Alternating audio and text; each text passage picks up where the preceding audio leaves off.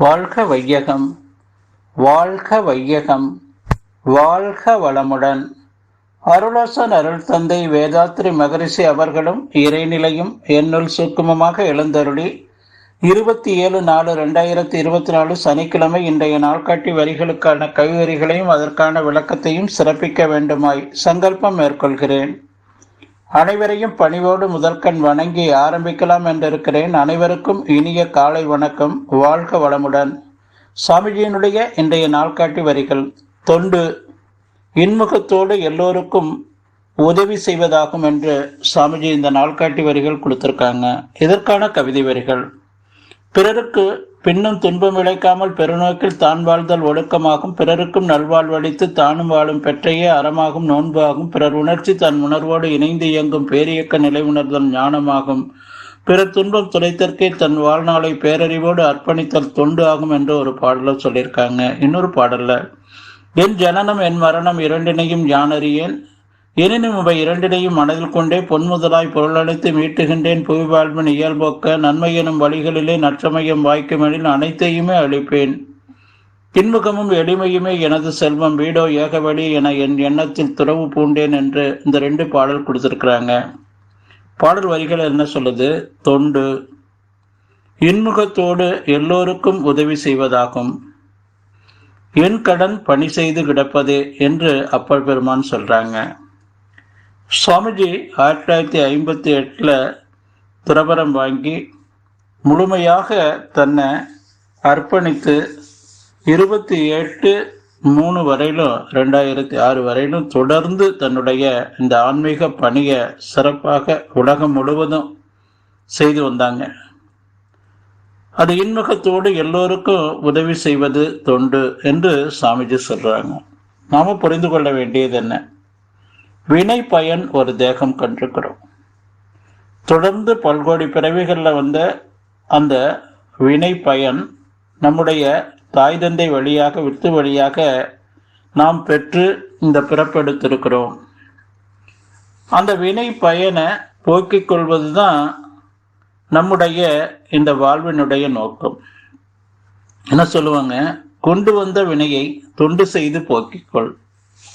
நாம செய்யக்கூடிய ஆத்மார்த்தமான அந்த ஈகை ஒழுக்கம் கடமையை சிறப்பாக செய்வது மட்டும் போதாது. அவ்வப்போது உடலால அறிவால நம்முடைய பொருளாதாரத்தால மற்றவர்களுக்கு என்ன தொண்டு செய்ய முடியுமோ அதை செய்து கொண்டே இருக்கணும். பிரதிபலன் எதிர்பார்க்காம நாம செய்யக்கூடிய அனைத்தும் அது தொண்டை சேரும். இயேசுபிரான் சொல்றாங்க, ஒரு கன்னத்தில் அறைந்தால் மறு கன்னத்தை காட்டு என்று.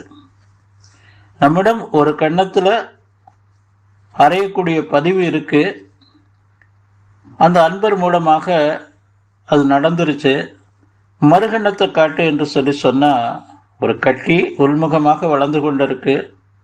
அந்த கட்டியை ரிமூவ் பண்ணும்போது சிரமங்கள் இருக்கும். ஆனால் அந்த கட்டி ரிமூவ் பண்ணாமல் விட்டுட்டா ஃபர்ஸ்ட் ஆகி உடல் முழுவதையும் பாதிக்கும். அதுபோல நம்மிடம் பதிவு இல்லாமல் நமக்கு தனி மனிதன் சுற்றம் ஓர் உலகு என்ற இந்த ஐவகையில் நமக்கு ஏற்படக்கூடிய அத்துணை துன்பங்களும் நம்முடைய வினை பயன், நம்முடைய ஜெனட்டிக்கில் பதிந்திருக்கக்கூடிய பதிவுகள் தான் என்பதை புரிந்து கொண்டா எந்த ஒரு சூழ்நிலையிலையும் யாரோடையும் நாம் இன்முகத்தோடு எல்லோருக்கும் உதவி செய்யக்கூடிய அந்த மனோ பக்குவம் நமக்குள்ள வந்துடும். அந்த நிலையில இருந்து நாம் செய்யக்கூடிய ஒவ்வொரு செயலும் அந்த அன்பும் கருணையுமாக இறையொத்த தன்மையாக இன்முகத்தோடு நம்மால் செய்ய முடியும். சுவாமி இந்த உலக சமுதாய சேவா சங்கத்தை 1958 அமைத்து இந்த தொண்டை துவக்கிய போது கடலூர்ல ஒரு டெய்லர் கடை தான் நமக்கு மனவளக்கலை மன்றம். அந்த டெய்லர் கடையில சுவாமிஜி அங்கு பயிற்சி எடுக்கக்கூடியவர்களுக்கெல்லாம் பயிற்சி கொடுப்பாங்க. ஒரு முறை சென்னையிலேருந்து வராங்க தீட்சைக்காக. ஒரு தச்சு ஆசாரி மரவேலை செய்கிறவரும் ஒரு விவசாயி, நிலங்களில் வேலை பார்க்கக்கூடிய ஒரு விவசாயியும் தீட்சை எடுத்துக்கிறாங்க. அன்றைய தினம் சாமிஜி காலையில் வந்துடுறாங்க. அந்த தச்சு ஆசாரி ஒரு வேலை வந்துருச்சு அப்படின்னு சொல்லி போயிட்டாரு. அதே போல் அந்த விவசாயி ஒரு பெரிய போர் போட்டு கொடுக்கணும் என்று அவங்க கூப்பிட்டதுனால போயிட்டாங்க.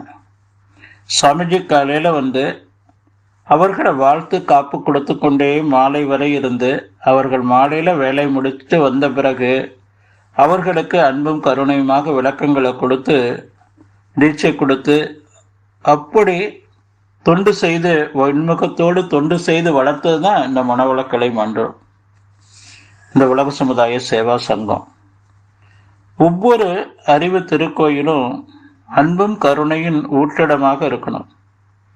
ஒவ்வொரு மனவளக்கலை அன்பர்களும் வேதாத்திரியத்தை தன் சிறமேர் மேற்கொண்டு நம் உயிரை விட மேலாக அன்பர்களுக்கு அன்பும் கருணையுமாக இன்முகத்தோடு தொண்டு செய்து வந்தோம் என்று சொன்னால் நம் சாமிஜியினுடைய ஆசீர்வாதமும் இறைநிலையினுடைய ஆசீர்வாதமும் ஒட்டுமொத்த மகான்களுடைய ஆசீர்வாதமும் நமக்கு பூரணமாக கிடைக்கும் என்று சொல்லி வினைப்பயனை போய்க் கொள்ளலாம் என்று சொல்லி நன்றியோடு நிறைவு செய்து கொண்ட இன்றைய சிந்தனையை வாழ்க வளமுடன், வாழ்க வளமுடன், வாழ்க